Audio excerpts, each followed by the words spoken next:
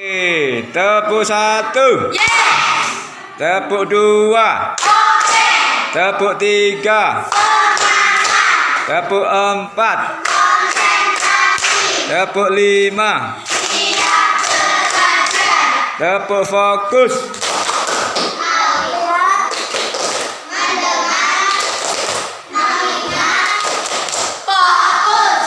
Tepuk konsentrasi.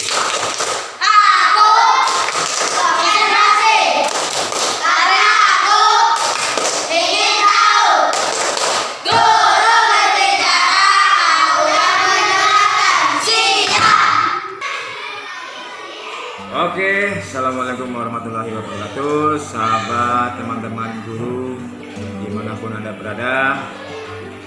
Saya ucapkan Dirgahayu Republik Indonesia yang ke-78. Hari ini saya lagi dalam kelas untuk pembelajaran. Tentunya kita sebagai seorang guru tidak hanya mengajar siswa, mendidik siswa, tapi juga kita harus melengkapi perlengkapan-perlengkapan yang mendukung pembelajaran. Contohnya adalah administrasi, ya. Administrasi yang kita punya khusus untuk guru kelas, ya, itu banyak sekali yang harus disiapkan supaya mendukung proses pembelajaran dapat berjalan dengan lancar. Jadi kita mengajar tidak hanya mengajar hanya pakai buku tok, tapi harus ada buku-buku pendukung, termasuk yang antaranya adalah administrasi kelas yang dibuat oleh guru sendiri. Oke, ini administrasi kelas yang saya buat, ya. Ada administrasi pembelajaran dan juga ada administrasi kelas. Yang administrasi kelas yang perlu Bapak Ibu siapkan adalah diantaranya ini jurnal mengajar.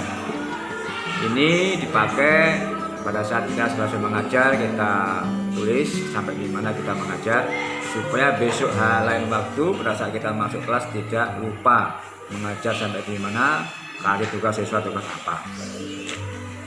Daftar kelas, ya, daftar kelas ini data siswa dan data orang tua harus kita tahu semua, ya, lengkap dari umur dan sebagainya, ya, pokoknya lengkap dari sini.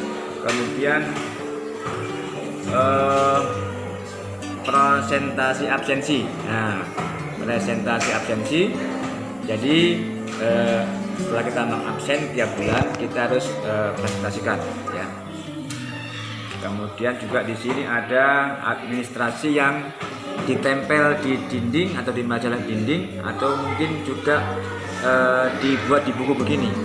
Tujuannya dibuat dua, ya, satu ditempel di dinding, dua dibuat buku supaya kalau ada misalnya pemeriksaan, ada yang tanya nggak usah lari ke dinding cari dindingnya, tapi langsung buka di sini.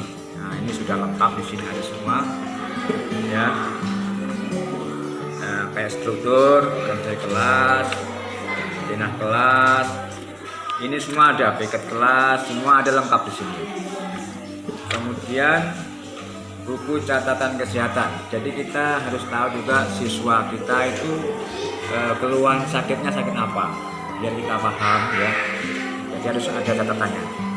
Kemudian kalender pendidikan, ya, ini juga harus ada, ya. Kemudian juga daftar kenaikan kelas. Jadi kalau siswa kita naik dan tidaknya kita tahu, ya, kita catat di sini.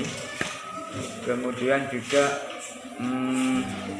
buku bimbingan dan penyuluhan, ya, ini penting juga, ya. Jadi bimbingan kepada siswa juga harus kita lakukan, ya, dan penyuluhan, ya. Kemudian juga buku catatan tugas siswa. Ini pengingat, ya, Bapak Ibu, ya. Ini misalnya kita kasih tugas apa, misalnya contoh ini tugas mengumpulkan gambar ilustrasi yang sudah kita centangi, dan tugas lain hanya pengingat guru, karena namanya guru biasanya lupa, ya.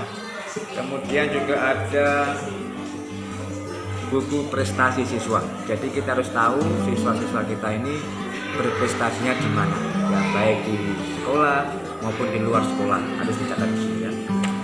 Kemudian juga buku catatan guru berkenaan dengan peristiwa atau kegiatan ibadah. Jadi untuk yang sekolah MI harus tahu ya, siswa kita ini ibadahnya di sekolah gimana, di rumah gimana. Misalnya kalau di luar sekolah sholat berjamaahnya dilakukan tidak, di rumah sholatnya dilakukan tidak, ada catatan di sini semua ya.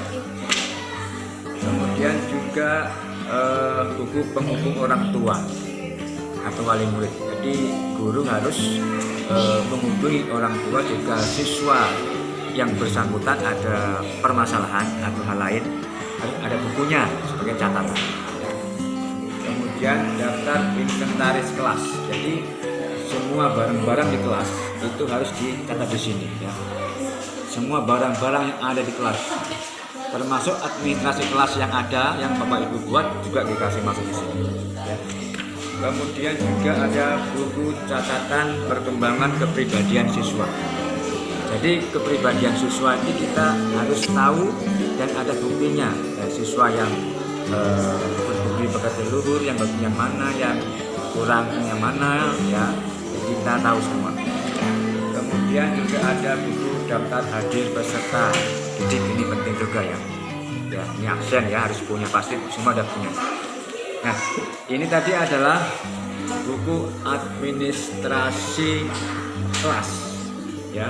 Nah, sekarang yang administrasi pembelajaran. Ini administrasi pembelajaran juga ada ya. Nah, tentu ini juga penting, administrasi pembelajaran. Biasanya RPP ya, RPP ya. Kemudian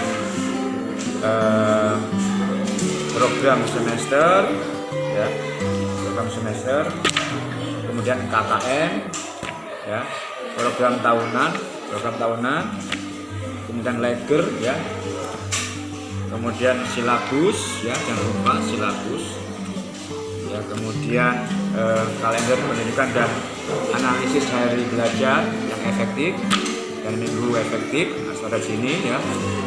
Kemudian juga silabus juga ya, silabus itu ya, analisis ulangan harian ini juga penting ya. Kita analisis anak-anak punya hasil ulangan, kira-kira kelemahannya di mana ya, baik soal maupun daya tangkap siswa ya. Oke, kemudian juga ada program perbaikan dan pengayaan ya.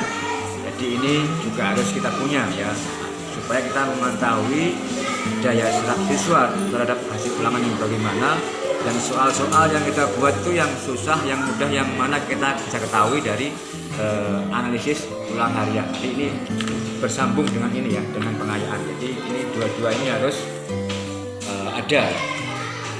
Kemudian juga ada daftar nilai rapot ya, harus kita punya, karena ini juga nanti akan kita masukkan di rapot pada saat kita selesai ulangan harian dan kita bagikan ke siswa. Jadi Bapak Ibu, Bapak Ibu guru semuanya, segini banyak ini harus Bapak Ibu guru punya ya. Bapak Ibu guru ya digaji oleh pemerintah, berarti harus bertanggung jawab. Bapak Ibu guru ya, kalau ingin menuntut hak, ingin mendapatkan gaji, harus melaksanakan kewajiban. Kewajibannya apa? Ya termasuk diantaranya selain mengajar, mendidik siswa, juga melengkapi administrasi kelas ya. Jadi ini tiap tahun ya dibuat ya, tiap tahun dibuat. Jadi biasanya kalau saya liburan itu bukan saya pergi rekreasi, tapi saya liburan itu membuat ini untuk persiapan pelajaran. Oke, mungkin itu saja ya video dari saya. Jangan lupa tonton channel Karyanto Belajar, sudah ratusan video ada di situ.